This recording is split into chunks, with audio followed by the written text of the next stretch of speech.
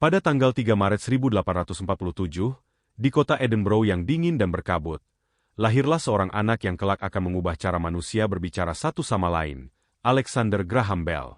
Sejak kecil, Bell akrab dengan suara, bukan karena mendengarnya, tapi karena ibunya tak bisa. Ibunya tuli. Dan ayahnya, seorang ahli fonetik. Maka suara menjadi urusan hidup dan hati keluarga ini. Tahun 1863, di usia 16 tahun, Bell mulai tertarik pada mesin yang bisa menirukan ucapan manusia. Ia belum tahu bahwa suatu hari ia akan menciptakan lebih dari sekadar mesin bicara. 7 tahun kemudian, pada 1870, keluarganya pindah ke Kanada. Suasana baru, kehidupan baru, dan tekad yang semakin dalam, membantu orang-orang yang tak bisa mendengar agar bisa tetap terhubung. Lalu, di tahun 1871, ia tiba di Boston. Di sanalah ia mulai mengajar anak-anak tuli.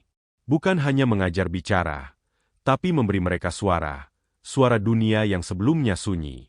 Tahun 1874, Bell mulai bermain dengan kabel, gelombang, dan getaran. Ia percaya, suara bisa dikirim melalui kawat.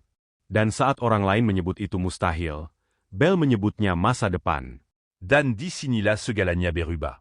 Pada 7 Maret 1876, Bell berhasil mematenkan penemuannya, telepon. Hanya selisih jam dari pesaingnya, Elisha Gray. 3 hari kemudian, sejarah tercipta. Astérisque, Monsieur Watson. Come here. I want to see you. Astérisque.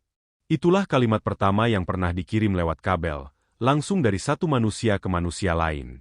Sebuah keajaiban, sebuah awal dari revolusi komunikasi. Tahun berikutnya, 1877, ia mendirikan Bell Telephone Company, cikal bakal dari raksasa teknologi dunia, ETH. Tapi Bell bukan hanya seorang penemu. Ia adalah penjelajah ilmu. Di tahun-tahun berikutnya, ia meneliti pesawat layang, audiometer, dan cahaya sebagai media komunikasi, gagasan yang kelak mengantar kita ke dunia serat optik.